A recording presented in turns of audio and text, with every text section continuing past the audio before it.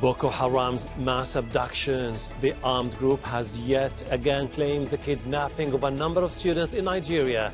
After more than a decade, how should the group be dealt with? And can it be defeated? This is Inside Story.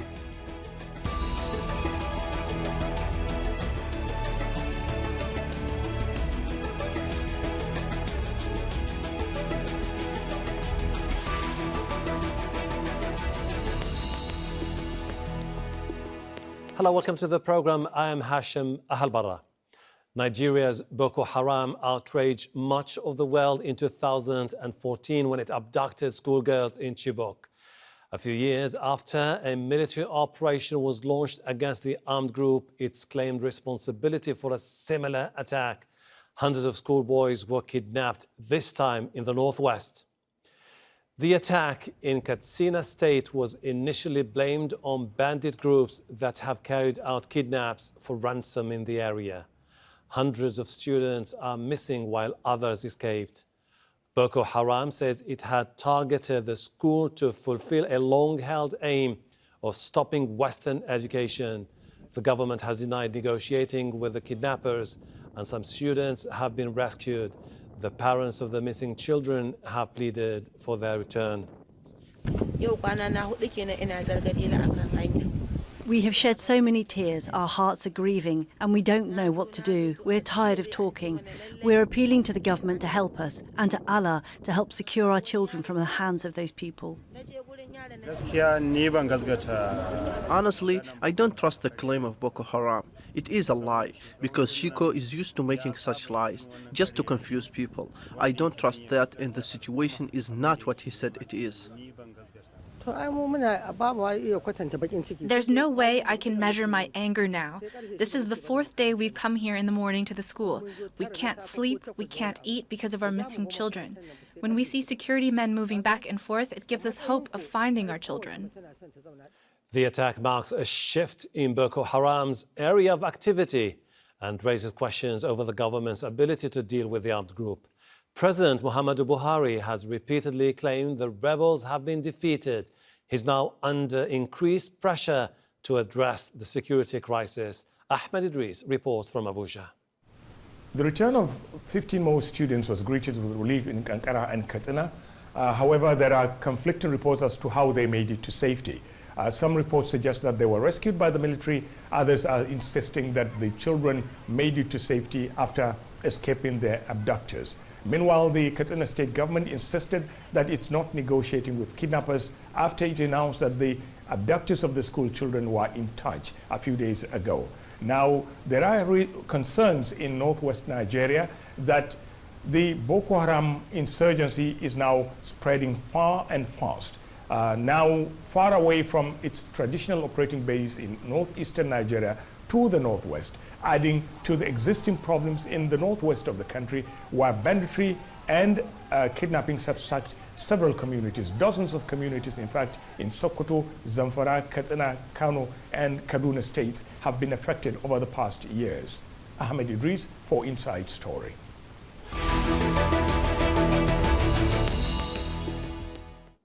Joining us are our guests in Abuja. Ovigwe Eguegu, he is a geopolitical and security analyst at Afripolitika. In London, Olaloku-Teriba, she is a Nigeria affairs analyst and presenter of a series called Black as in Revolution. And in Edinburgh, Dele-Adedeji, he is a research fellow at the University of Edinburgh Center for African Studies. Welcome to you. Ovigwe, is this attack a message that Boko Haram is trying to further expand in different parts of Nigeria, particularly the northwestern parts of the country? Yes, thanks for having me.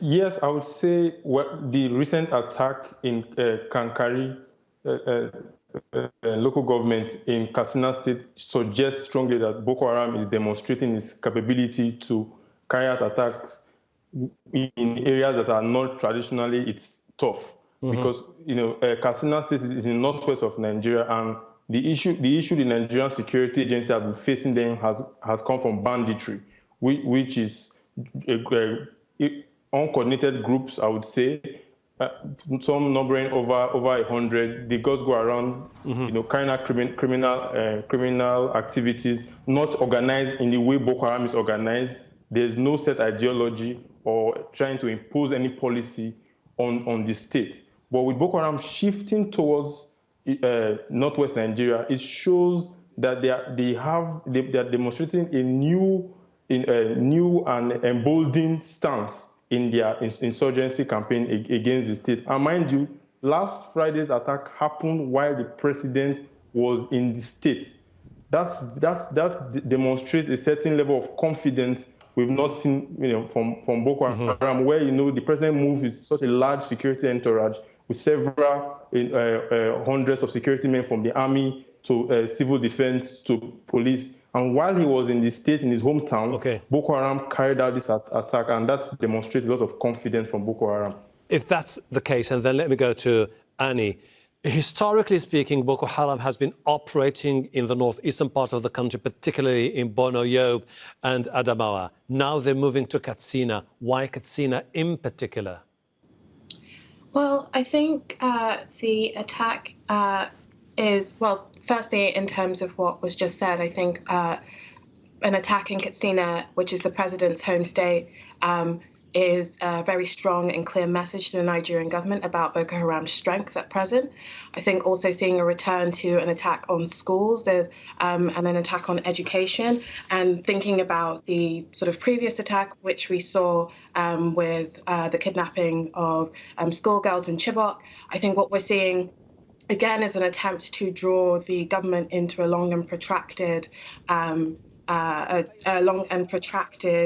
struggle, in particular also drawing the government back into negotiations. So President Buhari said at the last election that he would refuse to negotiate with Boko Haram, as there are forces who don't want peace. And I think an attack of such confidence, which shows strength, but also an attack which draws on a very strong and emotive group within Nigerian society, is likely to bring the government back to the negotiating table. In Edinburgh, I mean, this is similar to the 2014 attack. You send fighters on motorbikes, they kidnap the children, they meet at an assembly point, and they disappear in the desert. When you do this, I'm sorry, but there's no other explanation but that security forces have completely failed. Don't you see it that way? Absolutely, of course. I could not agree more with you. I think for a number of years now, these criminals, terrorists, whatever label you prefer to use, and referring to them, have been testing their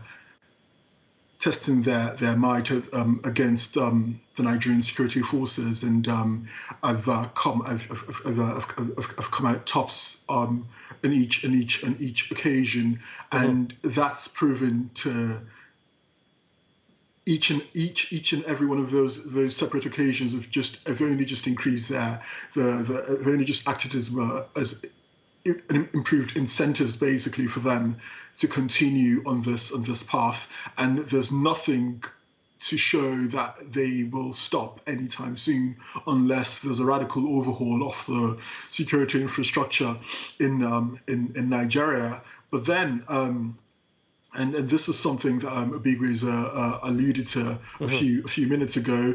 It's quite interesting, or rather telling, the fact that this attack took place while the president was on holiday, a few hours away from Kankara town in his hometown of Daura.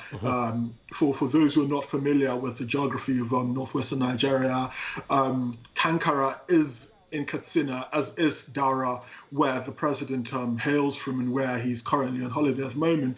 And so the fact that this abduction, or rather an abduction of this scale, took place in that particular part of the country says a lot about just how the entire situation is perceived, or rather how the president's body language or his handling of the security situation over the last 5 or so years has been interpreted. Ovigwe, I mean, Boko Haram has been widely seen as the biggest threat to the Nigerian state for many years. And you would assume that security forces, along with the police and the army, should have enough intelligence to intercept communication, look into the development and the evolution of the group, have enough equipment to be able to move around and tackle the problem. They seem to be completely disconnected with a new reality which seems to be now shifting in your own country, which is basically Boko Haram flexing its military muscles more than ever. Yeah, Boko Haram really has put Nigeria on the top, as number 3 or the number 3 position in the Global Terrorism Index that was just released in November. The attacks have been incessant. In the space of 17 days, we saw an attack in Zabamari local government in Borno State, where 43 rice farmers were killed. And then last Friday's attack in Kankari. And then even on Sunday, Boko Haram attacked in Tumor in Difa region in Niger Republic. The ability to operate within Nigeria and around Nigeria's border, it's shocking, even after years of investment into the counter-insurgency and counter-terrorism operation.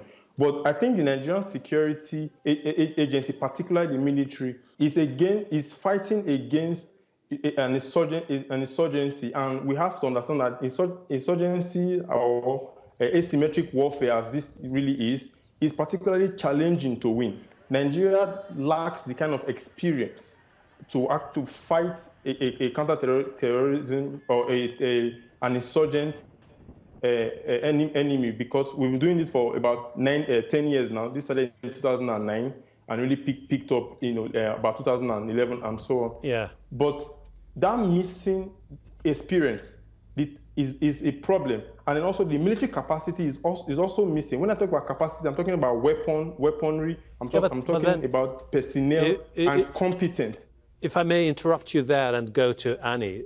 This has been going on for 10 years. Nigeria is not Mali or Burkina Faso. Nigeria is one of the richest nations in the African continent.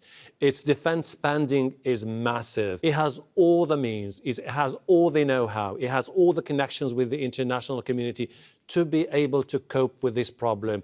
President and the leaders before him have always been saying Boko Haram has been technically defeated. It doesn't seem to be the case. What's wrong here? Well, I think, firstly, going back to the point earlier about Boko Haram flexing its muscles in the president's home state, Buhari made it a centerpiece of his first election campaign. And for a long time afterwards, people accused him of playing the blame game in terms of blaming the Goodluck Jonathan regime for not being able to tackle the Boko Haram issue. I think there are a number of things at play here. So firstly, it is, as the previous speaker said, the asymmetric warfare. So measures have been taken, for example, where in the northern region, a number of states' mobile communications were cut off in order to attempt to intercept or prevent Boko Haram from being able to communicate. But that places the government in a double bind in terms of also losing support of the local populations where they're affected by measures like that. There is a little support for some of the emergency measures that the government have put in place. I think the other side to this story as well, and this has come up in recent months in terms of other protest movements within the country around the End SARS movement, what we've seen is that the issue of corruption, which is endemic to security forces, not just the police force, but also the military in Nigeria, has meant that the military, despite investment from the state, Nigeria's military forces accounts for a third of Nigeria's security spending, but also from foreign governments, the government has been unable to tackle this issue precisely because of skimming off the top, and the military remains woefully underprepared in terms of dealing with some of these challenges. Dele-Adedeji, now, since Goodluck Jonathan and all the way towards Muhammad Buhari, we've been hearing the same narrative. The government is allocating enough financial support to the army and security forces. But each time, they're saying we are under-equipped to deal and tackle a group like Boko Haram. Well, the only way to interpret this is basically corruption. Money is not going where it's supposed to be going. Absolutely, and I think Annie's already sort of pointed us towards what the main issues are essentially, which is the endemic corruption that's seeped into almost every fabric of the way governance is done in Nigeria, and of course the military's not been exempt from this essentially. If we compare the narratives being put out by the government regarding military spending with those being put out by soldiers on the ground in northeastern Nigeria, despite attempts to stifle their voices, I think the difference is usually quite clear, or stark rather, because I remember a few months or so ago, a military official was demoted essentially I think he was also suspended for being recorded saying that the military is not been able to optimally prosecute the fight against Boko Haram because they're being heavily underfunded essentially, and so I think that tells us everything we need to know. But then about spending. Sure, but then again, a military option, is it the way out of this particular problem, Ovigwe? Yes, it is. See, military. Yeah, I agree with the two other speakers here. The issue of corruption is there. Nobody is disputing that. But there is something about military capacity. Even if we correct for the issue of corruption, how much weapons plus competence equals capability. The Nigerian army has not been able to meet the competence demand to defeat terrorism. Strategically, if you look at the strategy being employed now, which they call the super camp strategy, Nigerian army basically did a tactical trade-off where it withdrew its forces from hinterland communities in Borno State and concentrated them in super camps, thereby leaving those hinterland communities vulnerable to attack. And a good example is what happened in Zabamari earlier this month, where Boko Haram can go into a community and just slaughter people and move away. That strategy whereby you pull troops back into and concentrate them leaves the communities vulnerable and reduces reaction time. In Kankari, the attack in Kankari that took place last Friday, it happened about just before 10 o'clock. Did you know it took until Saturday before military personnel and security forces were able to move into the scene of the crime? That is a huge time. If they were actually going to kill more people, they could have done that all through the night. So yes, we can talk about corruption. That is a major problem. Okay, I see your point. There's bigger issues of competence and capacity, and also strategy at play that is not just working in the favor of the Nigerian army. Annie, should we consider Boko Haram a purely ideological organization, or should we more look into what many other people have not been focusing on, which is the ethnic aspect of this particular organization? Yeah, so I think that, I think with Boko Haram, there is a sort of ideological bent, and I think that's part of the reason why I disagree that a purely military solution is going to solve the issue. In particular, I think even if you were able to militarily defeat branches, as we've seen in the developments in global terror, it's very easy for splinter organizations to pop up relatively quickly so far as the ideology continues. And I think that feeds into, or is fed into, I apologize, by the treatment of political issues within Nigeria through the lens of ethnicity. And I think at times members of the government have been guilty of or complicit in the reconfiguring of political tensions or economic tensions within the lens of ethnicity. But one thing to remember about Boko Haram is this is an organization that's split with ISIL on the basis of refusing to not target Muslim civilians. So that aspect of it can't be forgotten. I think also that at the end of the day, when challenging and tackling a force like this, you have to think at the ideological level, you have to think at the military level, but also you have to think about what the consequences have been in terms of the mass displacement of people, huge in areas which are incredibly poor, and the extent to which that leaves people vulnerable to falling into these ideologies. In Edinburgh, this was founded, Boko Haram, in 2002 by Mohammed Yusuf, who wanted to restore a sense of Islamic piety to the Nigerian society. 2009, he was killed. 2009, Abu Bakr Shekau takes over. The group later would pledge allegiance to the Islamic State, further expand. The Kanuris, who are the backbone of the movement, are pretty much well entrenched in Borno, Yobe and Adamawa. It seems that we have reached a point where the Nigerian government and the international community have to rethink the way to move forward to deal with Boko Haram.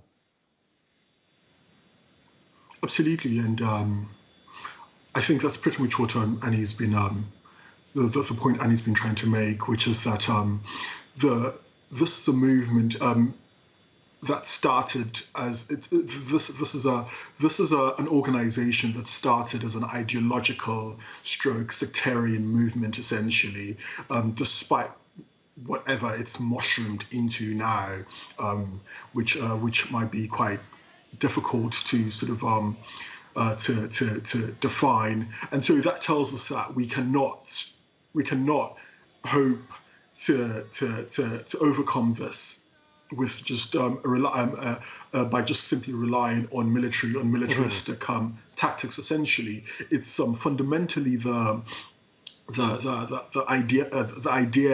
ideology that drives Boko Haram that has to be defeated if there's any hope for peace, for long-term peace to be restored to particularly northeastern Nigeria. Ovigwe, you've been talking about the military option and the need to tackle this issue from the roots. The French are leading an operation in sub-Saharan Africa, particularly in Mali, and you see the results. The religious groups are still operating there. They're further expanding to places like Burkina Faso. The Lake Chad basin countries have come together to defeat Boko Haram. It backfired massively in different parts of the border, particularly between Nigeria and Cameroon. We're having new groups moving and expanding, affiliated with Al-Qaeda or with the Islamic State. If the Nigerian were to address the root causes, particularly mismanagement, embezzlement of public funds and corruption, could that be the way out to this particular crisis, which is widely seen as an existential threat to your country? Yes, it can, because if you look at the indices, when social indices in the north, you get a sense as to why it is a breeding ground for terrorism. For instance, Nigeria has over 90 million people living in abject poverty. 80% of that 90 million reside in the north. There are 11 million children out of school in Nigeria, majority of which are in the north. I'm sure many of the other my colleagues here would know about the Amajiri and all of that.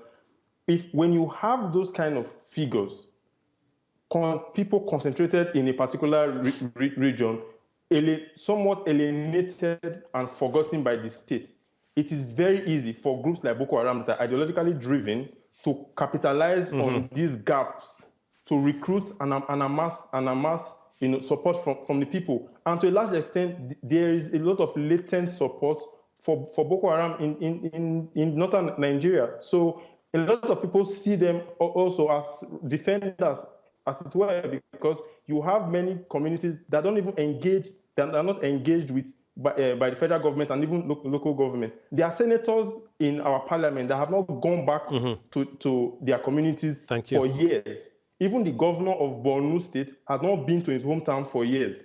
So how do you expect people to feel supported and represented by the state? And this is not to take away the efforts that the governor is doing. The governor has been fantastic, but it shows how more disconnect there is when it comes to government officials and people who they're supposed to be leading. I see your point. Ovigwe Eguegu, any Olaloku-Teriba, any Dele-Adedeji.